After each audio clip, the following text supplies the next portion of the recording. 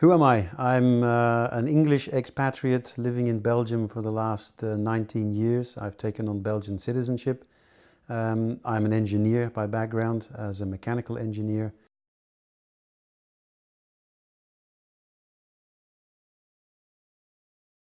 As I said, I'm an Englishman by birth, but even before I finished high school, I'd lived in 4 different countries, including North Africa, Cyprus, Germany. But most of my youth, if you like, was based in Bedfordshire, just north of London, although I went to university in the northwest of England.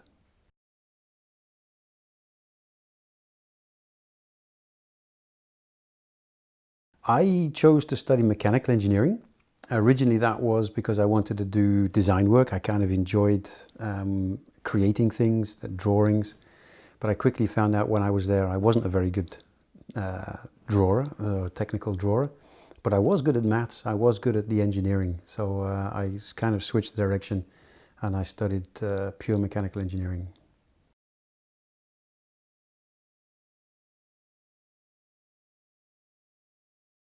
I had an affinity with things. I've always been a tinkerer, taking things apart, and that kind of always leads to an understanding about how things work. And I was drawn originally to the conceptualization, like the drawings and making things. But as I said, I found out that I was much better at calculating and doing the predictions. So that's finally where I ended up.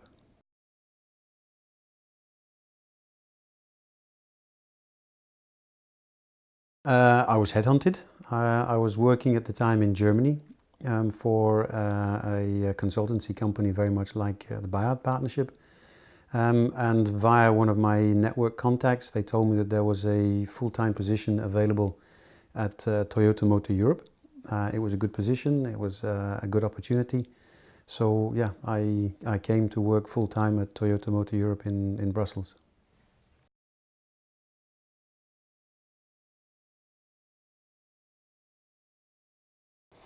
I'm a sportsman, I'm a passionate cyclist. I started cycling back in 1982. I was doing competition by 1984. I did that for 15 years, and since I retired from competition, I now just cycle for fun. That's what I do. The other thing I do is I like to write. I just write stories, just fantasy stories that come into my mind, and I'm just about finishing the first volume of a trilogy, it's been fun to create.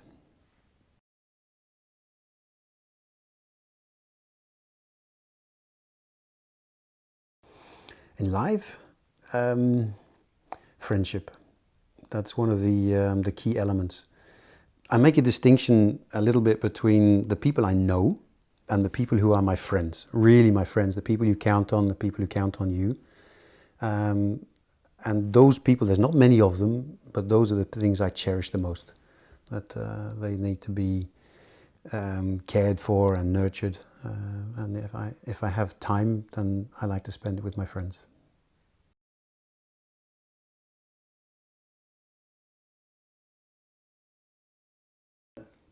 Ah, that's an interesting one.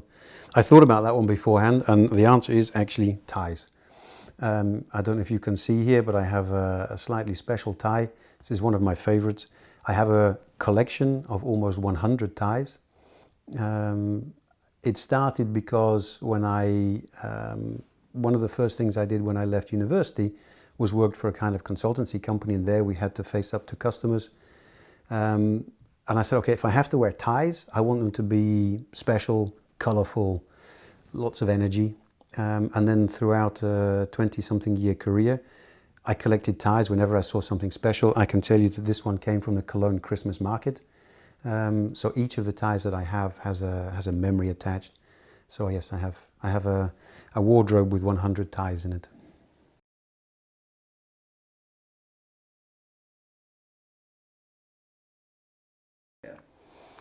I left university and I went straight into the automotive industry. I started driving heavy trucks with DAF, and that was with the UK affiliate. Unfortunately, they went bankrupt very soon. And then I went through a series of small jobs doing different parts of the automotive industry in tier 2, tier 3 suppliers. And then I ended up in a company called Hotel Whiting, which was a specialist in design and development services. And there I was testing and development engineer, and which was a lot of fun. It was a small company, and we just did everything from developing and testing full vehicles to testing gearboxes and seats. So that was 5.5 years, which was the early part of my real kind of career, if you like, of getting involved in projects. I went there from being just a development engineer to being a team leader. And then we chose the decision as a family to try to leave the UK and to experience Europe. As I said, in my early childhood, I'd already lived in 4 countries. I wanted to try to do the same for my children. My daughter was just 1.5 years old. We left the UK, we sold everything, we moved to Germany. There I worked for another consultancy company based in Cologne. And they sent me to work on the production line in a factory, a mass production factory for cars. And that was a real eye-opener, really working on the production line, managing their problems, managing the suppliers, making sure the quality was okay, really understanding firsthand the link between the design and the production and the customer expectations. So I did that for 2 years, and then I was headhunted from there into Toyota as a department manager. And there I went from managing a small department. The department grew as Toyota in Europe grew. And then after 8 years of managing a department of engineers developing brake systems, I went into program management for total vehicle. So instead of looking at just one small part, I was looking at the total vehicle. I did that for another 8 years. And then stepped out completely, did a completely different change in my career. I set up my own company. I started working with the Bayard Partnership. And now I'm a technical writer. I'm still a project manager, but I'm now working in IT. I'm working in security compliance and security, IT security.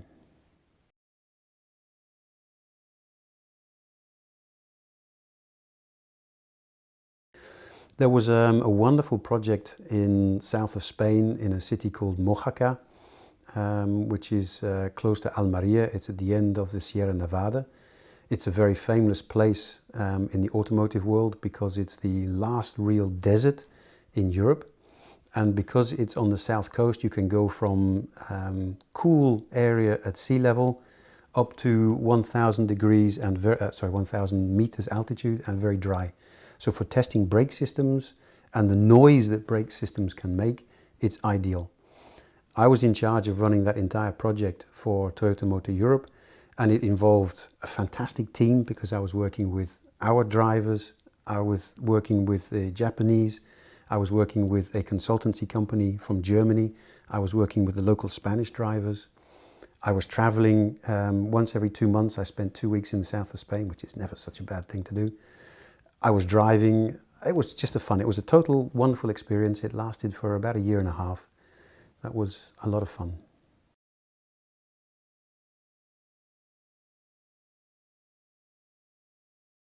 I'm currently working at DHL, and it's the very specific part of DHL that manages the flights between intercontinental destinations. So it's not the people who deliver door to door. It's in the IT department. And I was recruited specifically to be a technical writer because they needed to have standards and procedures in place that deviated somewhat from the corporate standards because they were so unique in being the people responsible for the airlines. That has since morphed into being a team lead for a couple of other young consultants. And also I'm doing the program management because not only am I writing some of the standards and developing the standards, but they also want me to manage the compliance to those standards.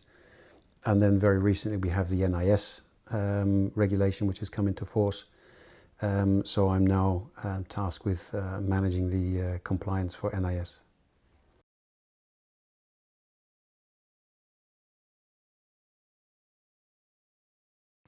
One of the key elements that I think, I'm a mechanical engineer. As a background, I think most of the other Bayardiers are IT specialists, which means that the concept of lean manufacture, the concept of taking products from design phase into manufacturing phase, that's where I spent a lot of my career.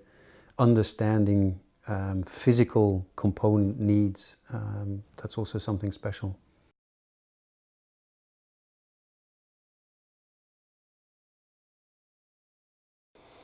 If I link that back to one of the previous questions, which is what was the favorite one I did, the elements of the favorite one were really the fact that I was working with a very good team. We had control of the project, so we were setting the targets, we were setting the budgets, we were managing the achievements and the milestones. So being in control and having a wonderful group of people, and if I took that to the next extreme, it would be that it would be some kind of mechanical project again, because I have more affinity with mechanical things than I do with some of the IT projects.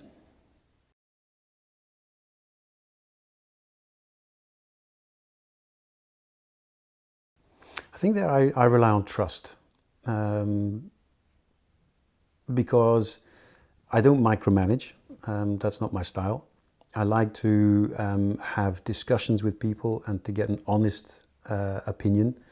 I don't like to think that I rest on my ideas being the best. So having an open discussion and trusting that people are giving me their best really is what I look for in because you can't do anything on your own. You have to work as a team, and if you can't trust your team, you're not going to make progress.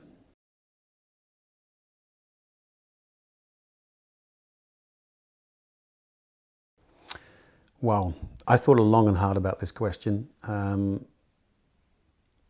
first thing I notice, everybody notices, is digitisation.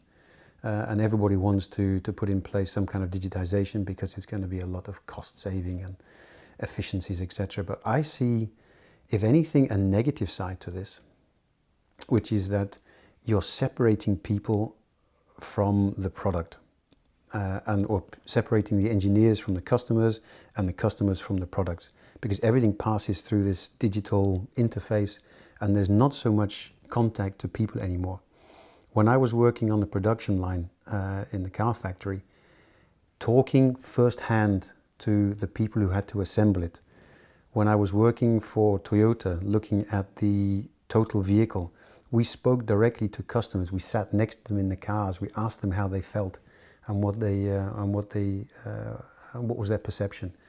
And that I see drifting away in some direction. Big data is being used to analyze customers without actually ever talking to customers. DHL, who I'm working for now, they have their I Love IT Day. And for the last 2 years that I've been working for, that I Love IT Day has been focused on connecting to the customers. I think certainly a company like DHL recognizes that you cannot be separated from your customers. But I do still see that as a trend. And maybe it's also a generational thing that comes in with the millennials are very happy on social media. They're not so easy on real interactions. But I do sense personally a divide opening between the users and the developers.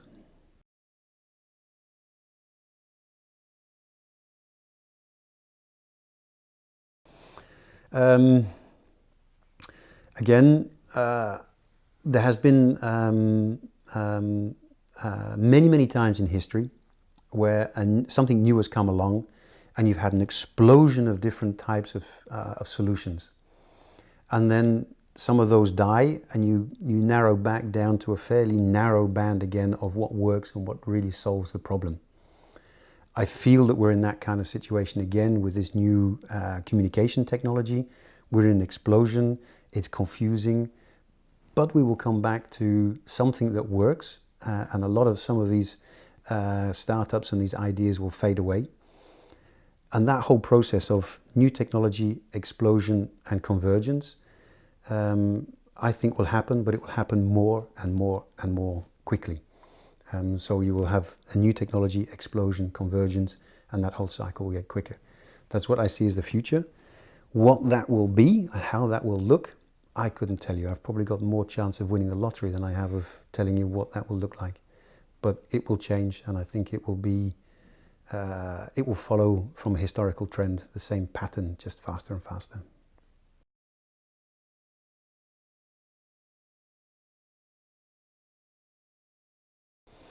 Good, another good question, because I could never predict that I will be doing IT security and compliance. So I wouldn't predict what I'm going to be doing in 2 years from now. What I hope I'm doing is learning. What I hope I'm doing is broadening my experiences and most of all, enjoying the people I'm working with. So that would be a kind of vague answer, but that's probably the best I can give.